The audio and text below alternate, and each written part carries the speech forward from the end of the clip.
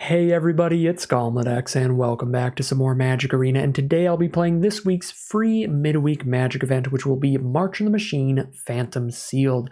So once again, midweek Magic events are always free. The rewards are 2 random rares and a mystery cosmetic, and we get to play as much as we want to get those 3 wins. For this week, the format is March in the Machine Sealed, which is the same format that will be the Arena Open this weekend if you want to get some practice in for that for free. So pretty cool whenever they give us free limited events during Midweek Magic, even if they are phantom events, so that we don't keep any of the cards.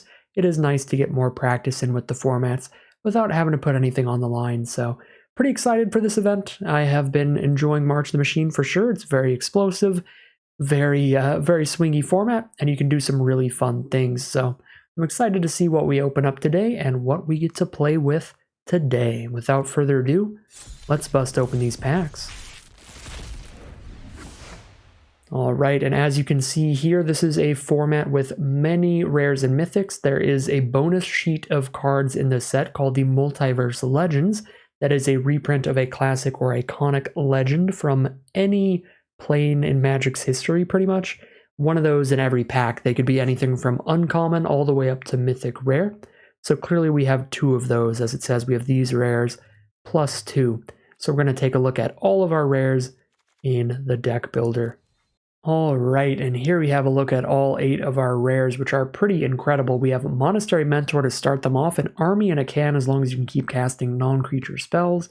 We then have Ayara, Widow of the Realm, which can start flinging our creatures at our opponent's face or at their battles while gaining us life, and has a back half of the card just for some extra gravy on the potatoes there.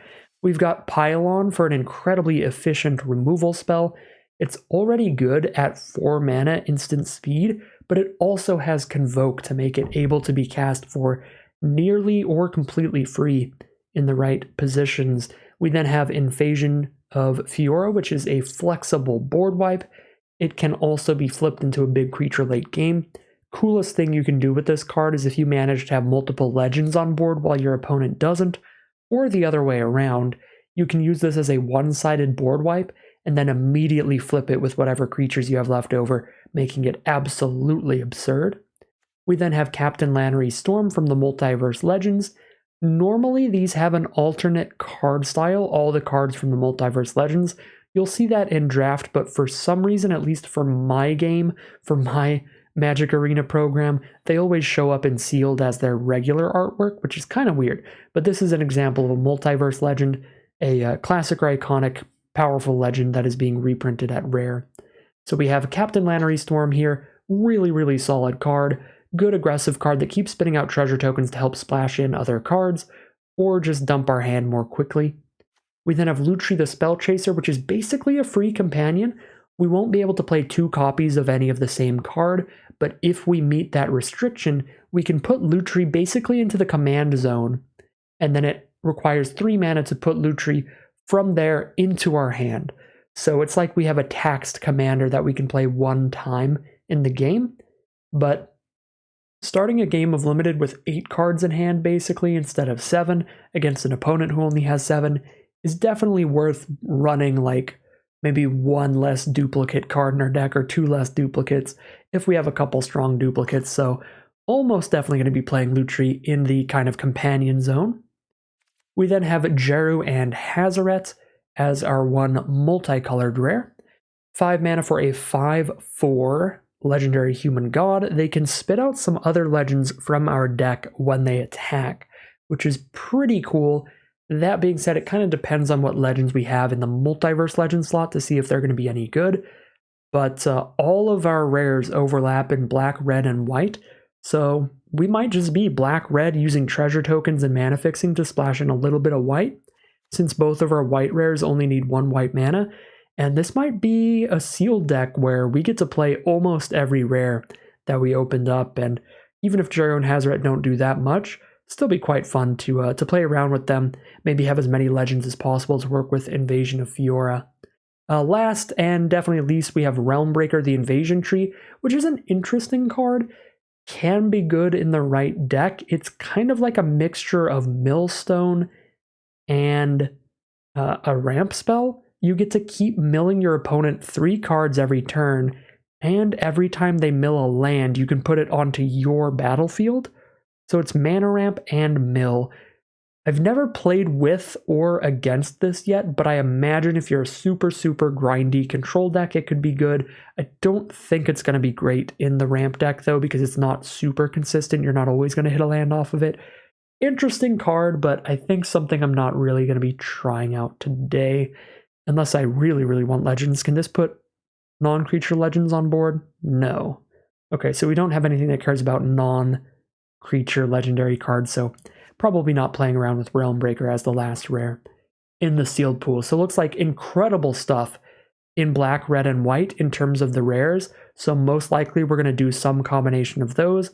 But as always, when I check my sealed pools, I like to check out my colorless and multicolored cards to see what cards can fit into pretty much any deck that I play and what cards might be pushing me into specific strategies, because there's a lot of powerful multicolored cards you can build around, even at uncommon. So we'll start off with the colorless cards for now, where Skittering Surveyor is another card to really help us fix our mana, grabbing whatever basic land we need for our deck. If we do end up playing red-black splash white, this will be very nice. Halo Hopper's pretty filler. Flywheel Racer, also pretty filler. It doesn't mana fix you unless you tap an additional creature to crew this, then you can get the mana out of it. But it can be good if we need a lot of mana fixing, and we have 3 copies of it. So a lot of potential mana fixing if we really need the flywheels, but almost definitely playing Surveyor in the 3-color deck. So nice to see that. And we'll check out what we have in multicolored. We're going to skip right over all of the flip cards because you can pay 2 life instead of the colored mana in the flip costs on these. So we really don't need to treat these as multicolored cards, but all of the actual multicolored cards is what I want to look at here. So we've got Mutagen Connoisseur, not the greatest, a pretty slow card that can be bigger later in the game, not really going to push us to green-blue. Invasion of Urgamon can be good if we need a lot of treasure tokens, however, it is in green, which is a color I'm not that interested in, rare and mythic-wise. Stormclaw Rager could be okay if we have a lot of good expendable cards, a lot of cards that produce some 1/1 tokens or treasure tokens or things like that. Could be solid. Could definitely see it making the cut. We've got a little bit of treasure production. We have like Skittering Surveyor that's just a 1/2 on board to sacrifice. We've got Agar in blue-red, which is good if you have a lot of burn spells or a lot of giants or wizards. Yeah, it's okay. Invasion of Kaladesh is okay. I've had one deck where this was incredible because we had Brutaclad in that deck, and Brutaclad keeps making artifact tokens, so your board state is just 1,000,000 artifacts and then Aetherwing's massive if you flip it. But generally it's been pretty weak. It takes a long time to flip this battle. Rona, Sheoldred's Faithful. Pretty filler, pretty whatever. Halo Forager is a very good card because early game it's a 3-mana 3/1 flyer, which is solid for the rate, and late game it is a 3/1 flyer and a removal spell all in one card. You just recast someone's removal spell from their grave, yours or theirs. If they cast a good removal spell, you can recast it from their grave. So I do like Halo Forge a lot, but again, it's going to take quite a bit to push us off of red, black, white. And Invasion of New Capenna is just fine. You have to have some good expendable stuff to use this as a removal spell. And then it's a pretty powerful equipment if you can flip it for that 4 damage, but might not end up making the cut because white might be very much just a splash for a couple cards rather than playing a lot of them like that. So interesting stuff for sure from our multicolored and especially our colorless. But let's take a look at the 2 colors we're the least likely to play just to make sure there's not anything exceptional in them that would really push us in that direction. And it looks like this is every blue card we have right here if you don't count the multicolored. And so that's kind of a low amount of blue cards. That's 1, 2, 3, 4, 5, 6, 7, 8 natural blue cards. Some of them are pretty good. Eyes of Gataxis is a great value creature. Artistic Refusal is good if you have a lot of stuff to convoke it with. Very powerful late game play. But overall, this being every blue card we have, some of them are pretty filler, like the Analyst. The Squadrons aren't good if you don't have a lot of convoke to work with them. Assimilate Essence hasn't been a super impressive counterspell, but it's fine. There's just nothing exciting in blue. It's okay. There are some blue cards, but there's not a lot of them, and there's not a lot of good ones. And for green, well, green looks significantly better. If I do this, we can take a look at every green card. Green is definitely significantly better than blue, but it still doesn't quite hold a candle to our rares and mythics. Being in red, black, and white, we have Tangled Skyline, which is a very good way to get back into the game late after your opponent's been beating you down. You gain a ton of life, get a massive creature that also has reach, gives all of your other Phyrexians reach. Cosmic Hunger is a good removal spell. So those are really good. Not a huge fan of Fertilid's Favor and Vengeant Earth in your average deck. Timberland Ancient is fine, because if we top deck it late game, it's some big beef. If we top deck it early, we can turn it into a forest if we need to. Kavus are solid on curve, Renata's solid on curve. There's nothing really exciting out of the creature base, it's just a bunch of solid stuff. So green's a pretty solid color for sure. But something would have to be, again, pretty wrong with our white, black, and red to get us to head in that direction. So let's check out our white now. We have 2 Realmbreaker's Grasp. This is a fine removal spell. There's some issues with this card. Blue has a couple good bounce spells in this format at common, where they could just return their own creature to their hand and then replay it to get it out of the Realmbreaker's Grasp. And then black and red have some ways to sacrifice their cards for value. So they're still going to get some value out of your creature, or out of their creature, if you put this removal spell on it. And then green and white both have some ways to blow up this enchantment. So every single color has 1 or 2 ways to get out of this, whereas a lot of the other removal spells, there's just no way out of, unless you have an immediate response, like an immediate counterspell or an immediate hexproof trick. Like, if I destroy target creature, the creature's going to get destroyed. If I exile target creature, the creature's going to get exiled. But with Realmbreaker's Grasp, there's some ways out of it. To make up for it, it is only 2 mana, so it's not unplayable. It's just we hopefully have some better removal out of black and red. Like our black rare removal spell, much better than the Grasp. That card is incredible. So solid removal, decent removal here. And other than that, solid curve of creatures. Bunch of good stuff here. Nothing incredible. Monastery Mentor is the incredible one. Norn's Inquisitor is also actually incredible. Okay, we've got 2 incredible white creatures, but everything else just looks pretty good or pretty filler. Like, these 1-drops are filler. Sentinel has been pretty good. Knight has been solid. Aeronaut's been solid. Solid stuff from white for sure, which we're happy to see, because we also have, again, the Monastery Mentor in white. So it looks like white does look like the best color so far. Better than our blue and our green, because it looks just as consistent as those colors. Plus it has a bomb rare and some decent removal. Checking out our black now. Whoa, is black good? Oh my god, black is good. So we have 2 Blight Reaper Thallid on the creature curve. These are phenomenal. You get to flip these on turn 3 into a 3/3 that produces a 1/1, and they produce another 1/1 when they die. So that gives us really good sack fodder, really good chump blockers and stuff too. So that's really good. We also have Ayara, of course. We have Invasion of Fiora. These are incredible rares. Pylon is a great rare removal spell. Deadly Derision is a very good common removal spell, giving us a treasure token to help splash as well. Final Flourish is another efficient common removal spell. And Merciless Repurposing is a good 2-for-1 value kill spell, because it's going to exile whatever we need to and give us a creature out of the deal to be attacking with later. So we have a lot of exceptional black cards, and I can absolutely see black being a core color of the deck in this sealed pool. Check out our red now, and red does not look as good as our black. It looks probably on par with our white, if not a little bit weaker than our white. Honestly, we've got Lannery Storm, which is great. We've got Rouse Reinforcements, which is solid. Beamtown Beatstick, which can give us more treasure tokens for more mana fixing, as well as more treasure tokens to synergize with Captain Lannery Storm. So we've got good treasure stuff to use red as a core color to help splash white if that's how things are going to be. But no good removal here. Some of the creatures aren't the greatest, like Scrappy Bruisers, Slashers, Frontliners, Pranksters. They're all just fine.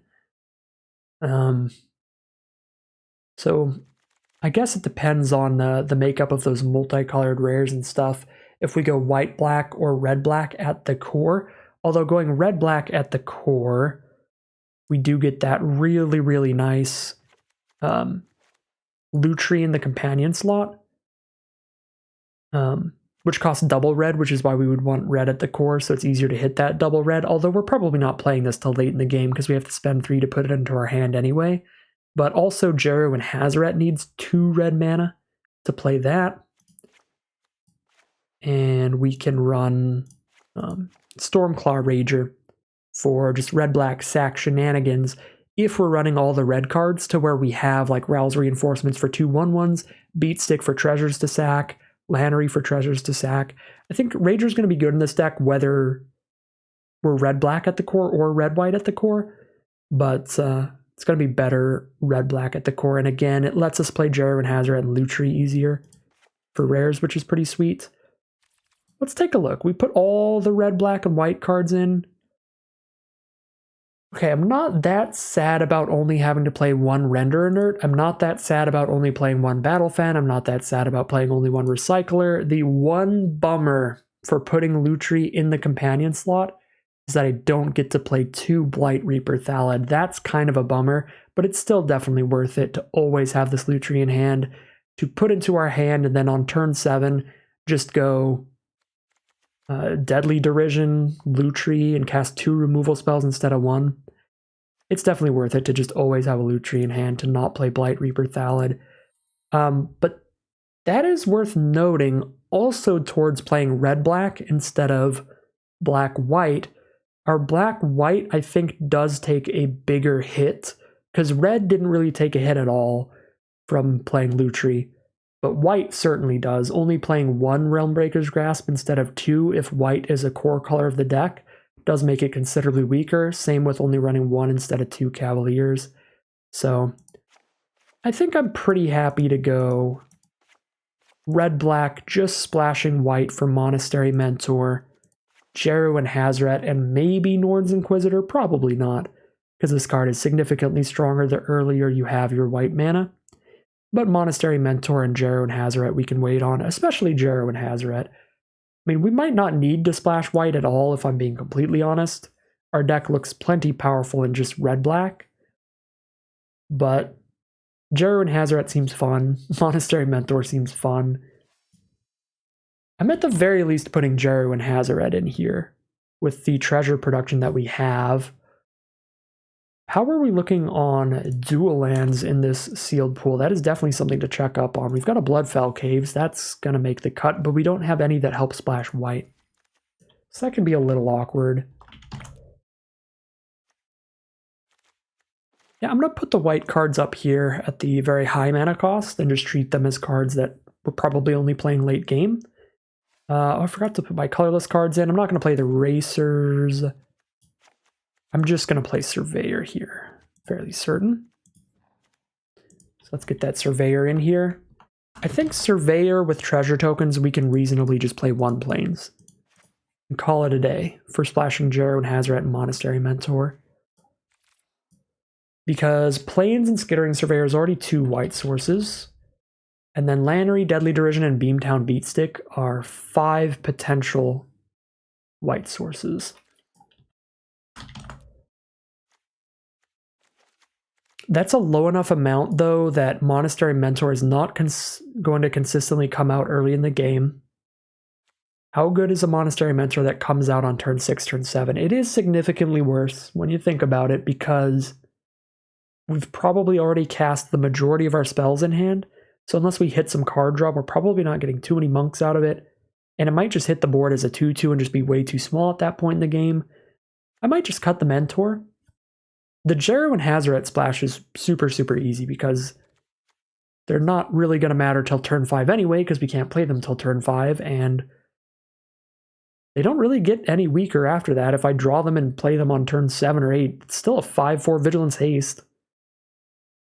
Yeah, I think I'm going to cut the Mentor, but keep the Jeru and Hazoret with the Surveyor and Treasure tokens to get there. Now we just cut our weakest 5 cards and call it a deck.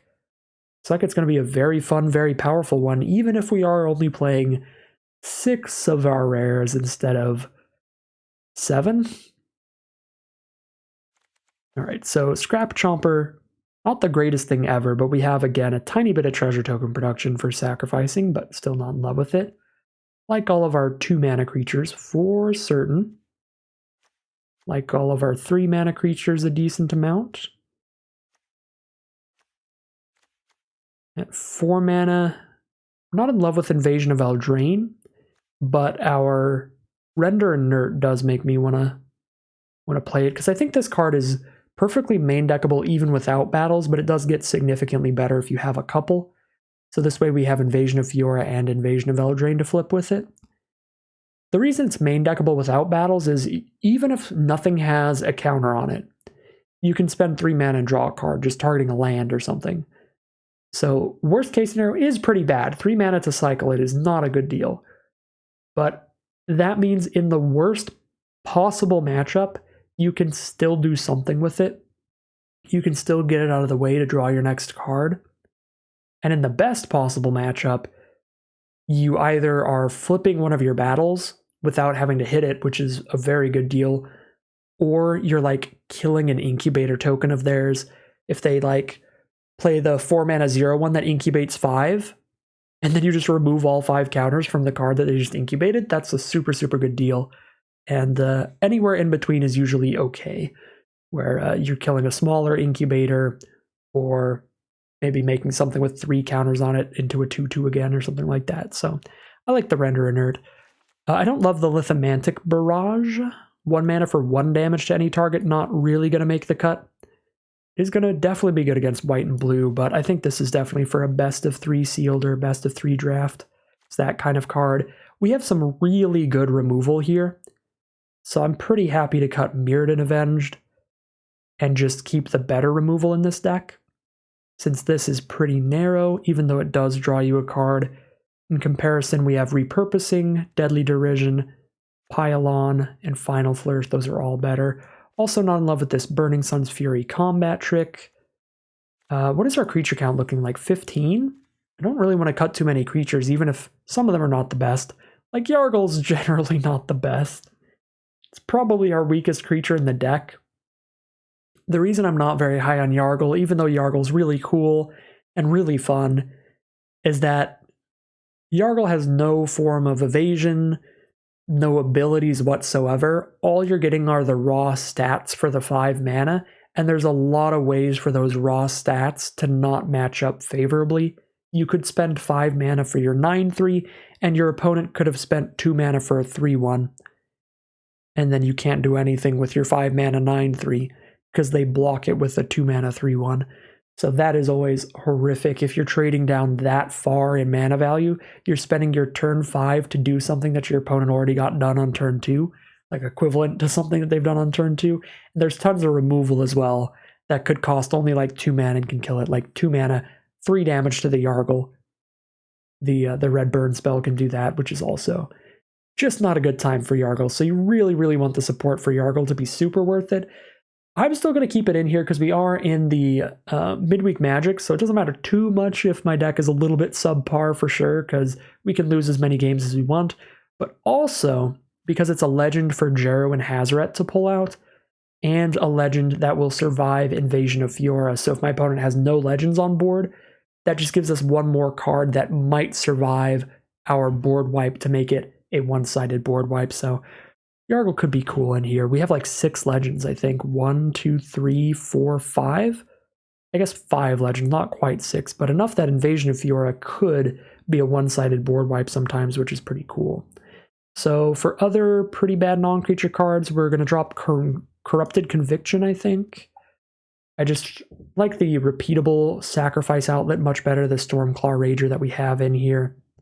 I don't think this is super necessary in this deck. We also have a good amount of Surveil to set up our draws, and a few cantrips, a few cards that draw us a card when we play them, like the Render Inert in this deck. Do I have a few cantrips or just one? I might just have one, but having Render Inert's already good, and I guess Skittering Surveyor sort of draws you a card, but it's just a land every time.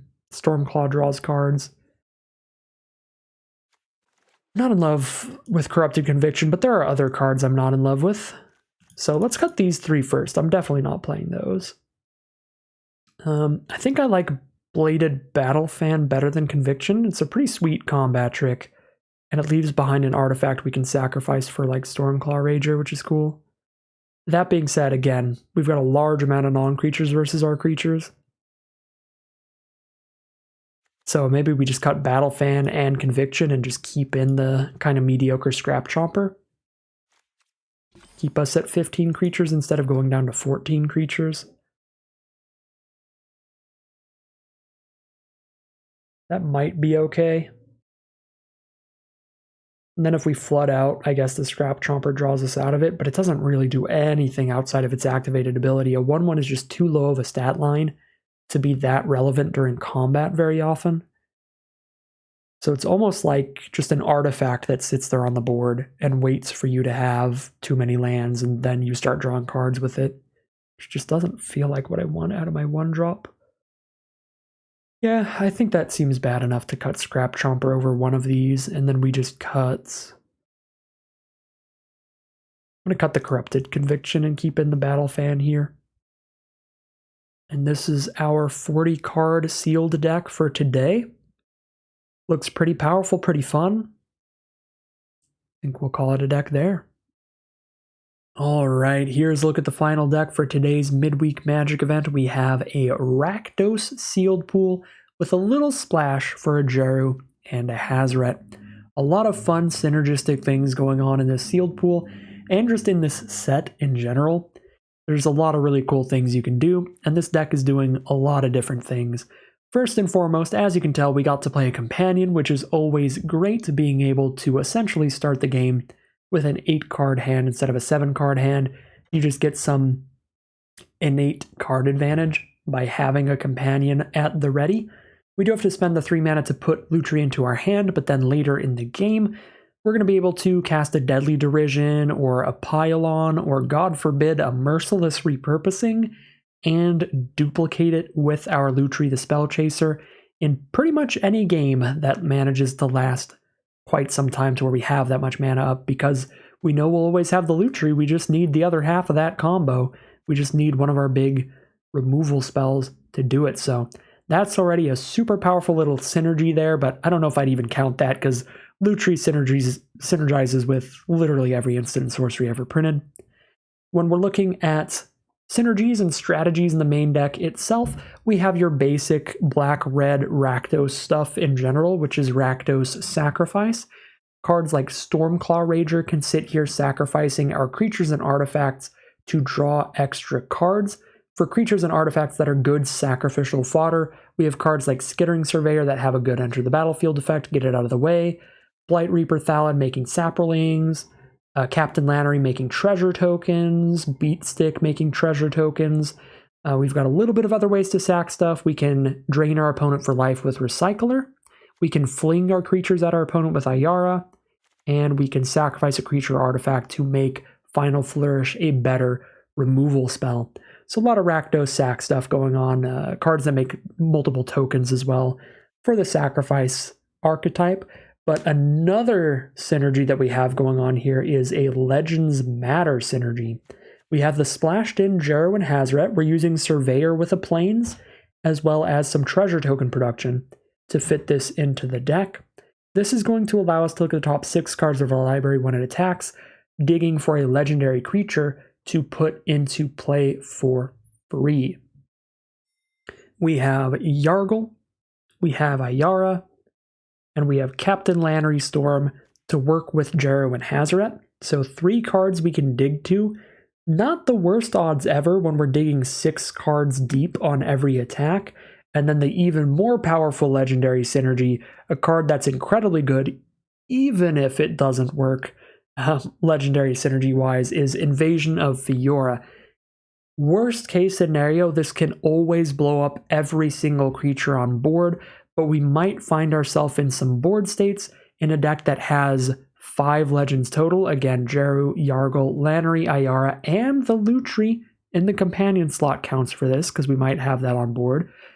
We could find ourselves in board states where our opponent has no legends and we have 1 or 2, in which case this can be a one-sided board wipe that can then leave us with enough power on board to immediately attack this battle and flip it into Marchesa, which is going to be completely backbreaking and game-ending anytime that happens. So just having a good legend count with Invasion of Fiora takes an already powerful card and makes it occasionally completely busted. So really, really nice synergies there. We also have the Render Inert with Battles combo, where if we get an Invasion of Eldraine or an Invasion of Fiora on board and our opponent has way too many blockers, if we draw into Render Inert, we can just defeat the battle anyway, just remove all the counters from it and draw a card in the meantime. So lots of really fun stuff going on in the deck. Those are all the synergies. Other than that, it's just basic creatures on curve like slashers and bruisers and stuff like that. Basic removal spells like repurposing, failed conversion. That's kind of all you need to know for fancy things going on with the deck. Without further ado, let's get into the gameplay. Here we are in game one with a hand that is a little bit low on mana, but potentially very powerful. I'm going to keep the hand. We're on the draw, which gives us a little more time, a little more, just gives us one more draw than we would have on the play to get our land before turn 3. On the play, we'd only have 2 draw steps to do it. On the draw, we have 3 draw steps to find land 3. And we also have some really good synergies if we make it to 3 mana, because we have our combat Trick Bladed Battle Fan to win a combat at some point, and then it gives us a very expendable artifact to sack to the Rager to draw another card later. So our opponent's hitting pretty aggressively, a 2-2 on the ground into a 2-2 flyer. Do I want to trade Recycler off right now? Probably not. I could Render Inert, kill that, and draw a card. So I'm not that worried about the Phyrexian token on the ground. We'll take the 2 damage, go down to 19. Is it going to be the best play to just kill this Phyrexian and draw a card for now? My other option is to play a Stormclaw Rager or a Thrashing Frontliner. I think I do want to draw more cards because I'm trying to hit lands all the way up to land number 5, and we'd like to dig into our white source. So I'm going to attack with Recycler, offer the trade with their flyer, because I doubt they'll take that, and then I guess even if they did, we could just Battle Fan them. And I am going to kill this Phyrexian, draw a card, see if I can find my white source. It's not my white source, but we dug one card closer. Alright, Red Cap Heel Slasher. Get a counter on the Skyward and hit for 1 more damage this turn, and they have a 2/3 First Striker on blocks. That is not ideal. I'm going to attack in here. If they block, I get to Battle Fan. If they don't block, I can still play Frontliner and Battle Fan when I go to blocks. So they do block, so we can just Battle Fan here. +1 power, Indestructible will beat the Heel Slasher. And now we can play Frontliner and pass the turn. Theoretically able to turn this race in our favor. We've got 5 power on the board, they have 3. But that would only be if they don't play anything this turn. Ooh, they've got a Ragavan in their sealed pool. That's a super sick one, banned in Historic. We've also got Alabaster Host Sanctifier. That was a really good hit. But they're going to go for Searing Barb this turn instead, just clear out my 2/2 on the ground. Because they get to flip the Incubator for free by doing that, which is cool. Oh, there's Captain Lannery. There's the white source for Jero and Hazaret. If I play Captain Lannery, though, it's kind of the only spell I'm playing this turn, unless I use the treasure token to where I don't get to play Jero and Hazaret next turn. Probably fine, because they're not going to have haste anyway. They can't dash this if it's not in their hand, can they? You may cast the spell for its dash cost. If you do, it gains haste. Okay, it looks like they can cast it for its dash cost from anywhere. So I do need to have a blocker up to make sure they don't exile a card from my library to cast against me. I'll keep Dreg Recycler up, but I'm going to get a treasure token here from Lannery.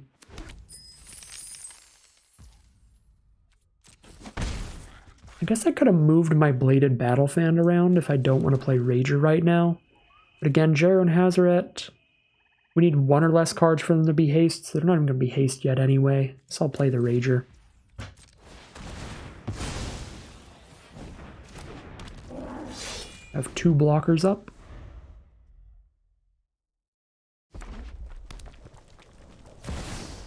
There's Ragavan, and they are going to dash Ragavan here. Hopefully that doesn't mean they get to shut off all our blockers. Kill one of our blockers with Thrill Seeker. Or with the 3/3 token, I guess.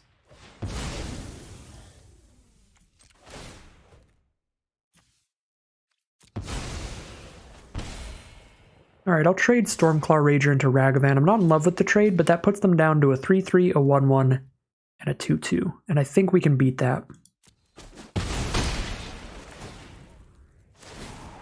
Pajero and Hazoret coming up. Oh, they don't get the 2/2 because they didn't cast it this turn. We can definitely beat that then. So get our treasure token for Jero and Hazoret.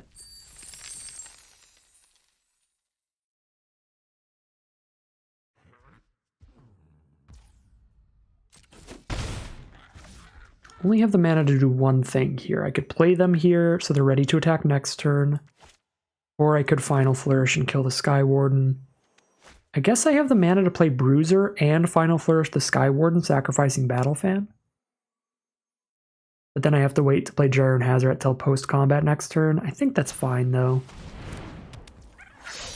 Because now I'm going to have to sack the treasure to cast the Flourish and then sack the Battle Fan to the Flourish. I think, oh dear.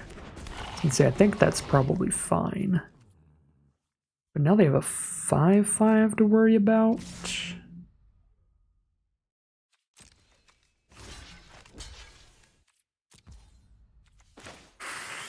Kill the 5/5 or the 3/3 in the sky. I think it's better to kill the 3/3 in the sky because I can load up a double block on the 5/5 or just block it with Jero and Hazoret.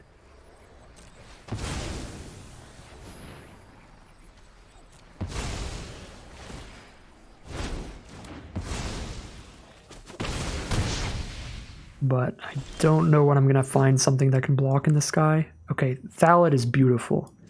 This is going to give me chump blockers here. And then next turn, again, we'll have the treasure token for Jero and Hazoret, and they're going to be Vigilance and Haste to get their triggered ability. All right.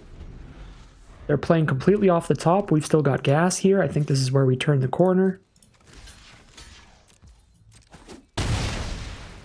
3, 4, 5, 6, 7, 8. That's already lethal on board. I was going to say, but I'll cast Jero and Hazoret anyway and see if we hit anything off the trigger. But they do scoop them up there. So that was a pretty cool game. Play against some red-white aggro there. Get a nice comeback in the end. Had to keep ourselves alive for a while there. They had the Ragavan, little card draw going too. All right. Cool stuff. Pretty explosive stuff in the late game, turning things around. We're going to be 1-0. Let's grab our first random rare reward and see what we've got.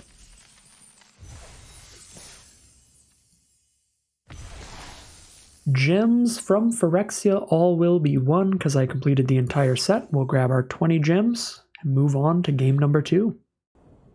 All right, looks like we might get to play around with our Ayara this game. Start sacrificing some creatures or artifacts to drain some life from our opponent.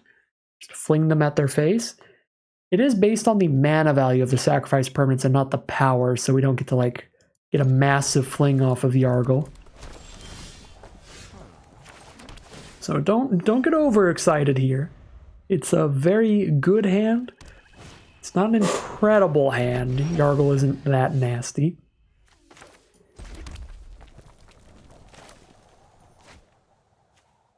Three mana, 2 life to flip the Prankster. Then I just trade it into Frontliner if they choose to do that. Cool to run out Frontliner over just holding up Final Flourish. Stormclaw Rager. That I think I will just flourish before they can put any counters on it, get any value. Playing a little off curve here, but I think it's worth it to get that out of here.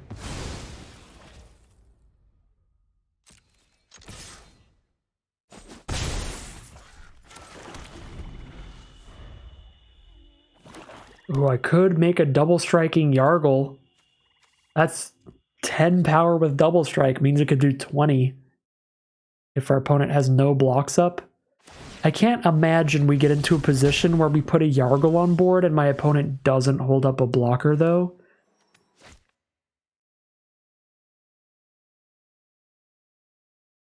This is pretty silly. Almost definitely not the right play, but that looks so funny to me that I'm just going to play Surveyor this turn rather than Ayara to start getting towards the mana I need on turn 5, because I'm going to need 5 lands total. I only have 4 right now. Grab my planes just in case, I guess. If I trade into Goremonger, I sack both my creatures, but that's okay to clear a path for Yargle, potentially.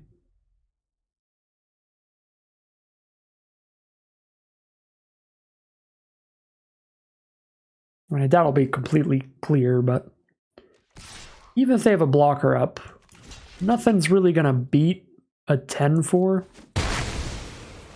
with double strike. So we can at least force a chump block next turn. Loaded Processor. See, this is what makes Yargle real bad at face value. Is that if Yargle trades into this, they just get a 3/3, you know? Now they have a... Why does everyone have a Ragavan but me? What is this? I've never opened a Ragavan in this format. I'm sad. Everybody gets a Ragavan.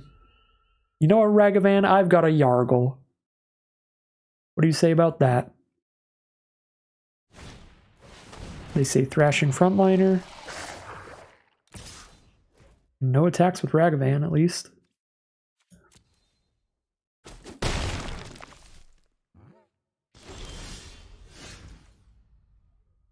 Well, that seems very good. No, because they're going to incubate 3, and then they can flip that and block Yargle. Okay, that is significantly less good than I wanted it to be. If this didn't have that incubate trigger, that would be really good. Clear the board to just being Yargle Ragavan, then attack invasion with Yargle. So... could keep playing Legends into this invasion for the one-sided board wipe and put Lutri in hand for a double repurposing later, potentially. It's a little greedy. Might be best to just have played repurposing this turn, just holding it up for whatever they do during their turn. They kill Yargle instead of Ayara? That's so mean. That's so mean. When does Ayara reanimate things? At the beginning of combat? Dang, I can't reanimate something with Ayara and then Fearless Scald it. That's kind of sad. Alright, we're going to go down to 12. There's a Pylon. So we've got just exceptional removal. I could double the Pylon with the Spell Chaser, because I can convoke it out. There's going to be 3 more lands until I can double up the repurposing, so that's probably okay. Probably kill Processor Ragavan. That way... probably not till they attack, but that way they'll get their incubator token. They'll probably want to flip that incubator soon, and then once it's flipped, I can one-sided board wipe with Invasion of Fiora. Okay, Beamtown Beatstick. Probably put that on Ragavan. Yeah, that's okay, because we're definitely killing Ragavan this turn. Cool, so...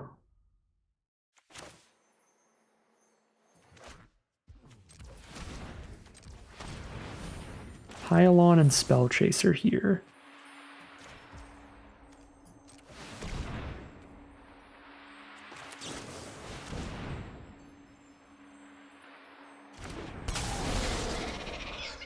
Now we get a second Pylon for the Processor.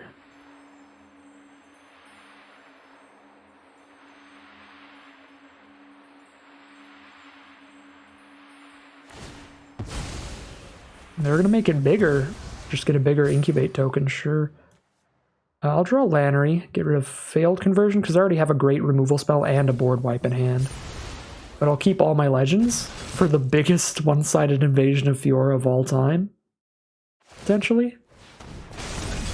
Okay. They have one 4/4 incubator token. I can already one-sided invasion of Fiora, but I honestly don't really need to. I mean, I might as well. They only have 2 cards in hand, so...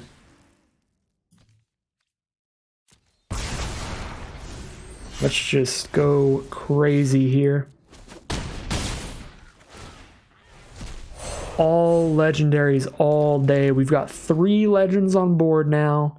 Then we get to play a Captain Lannery Storm.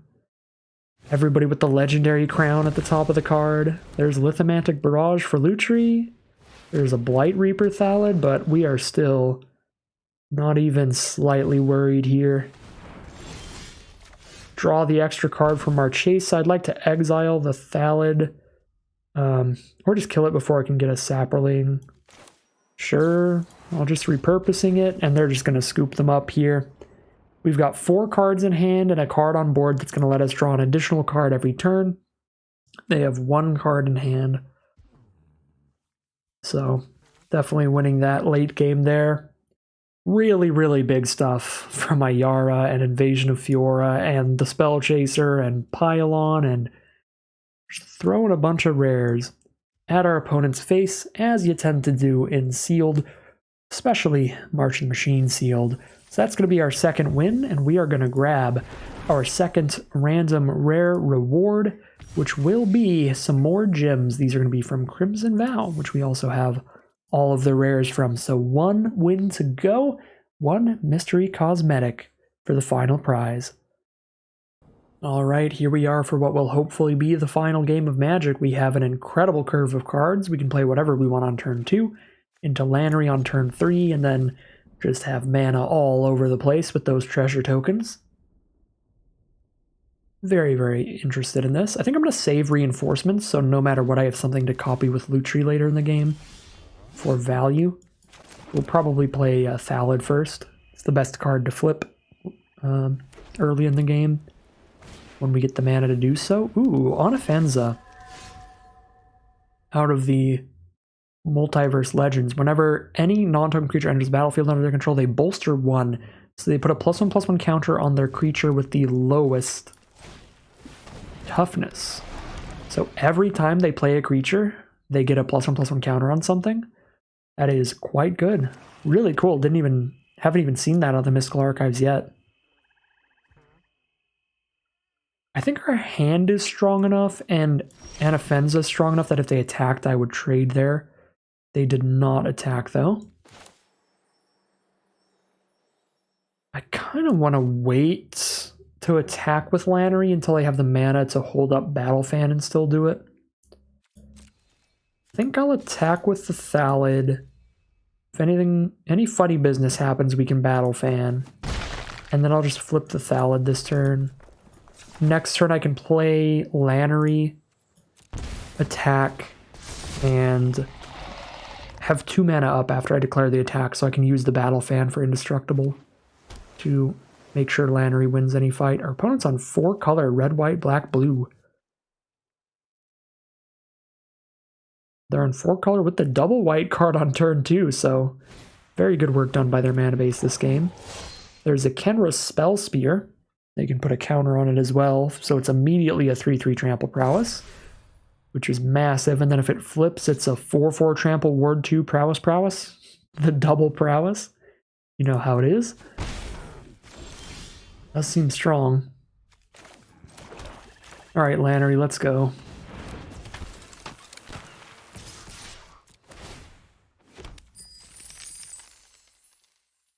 So I'm already threatening trades either way on board.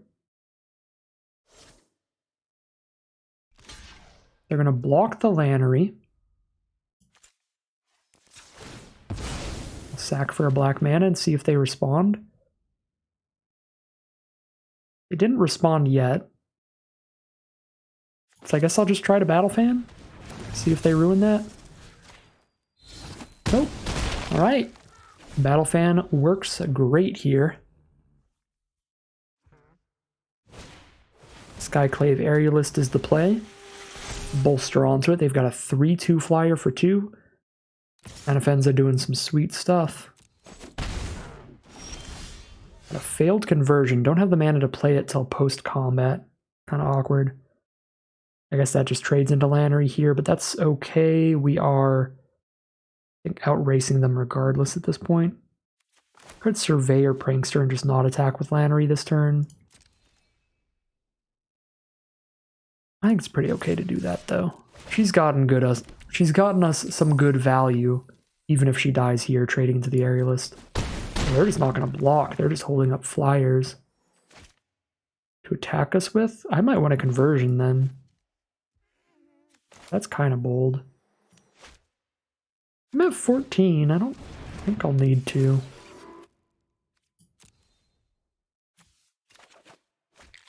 I want to be able to play Prankster without sacking this treasure, even though I do have 1 white card in the deck. That's why I'm not getting the plains. I'm going to be able to keep the treasure around. If I got the plains, I could play it there, but then I wouldn't have to. I guess I could have just not let the auto-tapper pay for Surveyor, and I could have paid for it in a way where I could have done that and still gotten the plains that turn, which would have been the best. Okay, Merciless Repurposing. If we make it to 9 mana, which attacking with Lannery puts us to 8 mana, then we can double up a Repurposing with Lutri, which should be absolutely game-ending, just back-breaking. Try to convert the flyer.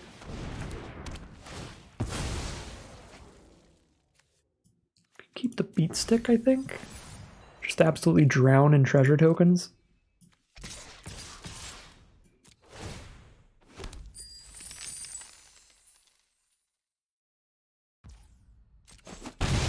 Alright, sure, they're down to 3. Could have put them to 1, sacking both if I wanted to.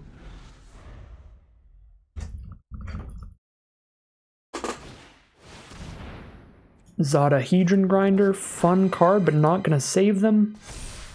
They are already dead on board, even if we don't get to our Lutri repurposing, and they are going to scoop it up. Just really good aggressive stuff from the Rakdos deck there. We are going to grab our 3rd victory, grab our Mystery Cosmetic, and see what we've got. Ooh, I don't know where this sleeve came from, but sure, I'll set that as default. Fancy sleeve to end off this Midweek Magic sealed event. So yeah, really, really fun event. Highly recommend playing these limited Midweek Magic events if you want to get some practice in these formats for free. They are always a really fun time, and I would love to see them do more of them. Love the Midweek Magic Phantom drafts and the Midweek Magic Phantom Sealeds. Yeah, March the Machine, really cool, really swingy format. I think it's a lot of fun, even if you don't like rares, you don't like swingy games of Magic. Maybe that'll make it so it's a format you don't like spending your gold or gems on, because then you have some stuff on the line, and when your opponent just Invasion of Fioras and board wipes you, or they Sunfall you, or they Atali you, or do anything super explosive, maybe that's kind of a bummer when you've got some gold and gems on the line. But I think if you can set that aside and just treat the games of Magic as just games of Magic in general, just watching fun, silly stuff happen, play some fun synergies, some combos, see what kind of fun things your opponent can pull off, it can be a really fun format. So I think it's a really good format for something like a free Midweek Magic event, because then nothing's on the line. Just hop in, see how it goes, play whatever cool stuff you can. Had a pretty good time today, but that is going to end today's video. As always, I'd like to thank my patrons very much for supporting this channel, and thank you for watching. If you're interested in seeing more videos like this, you can always like, comment, and subscribe to tell the YouTube algorithm to send you more in your recommended feed. If you'd like to catch me live, you can check out the Twitch channel in the link in the description below. And if you'd like to support the channel directly, you can check out the Patreon link in the description below. Other than that, as always, thank you very much for watching, and I'll see you again soon for some more Magic Arena.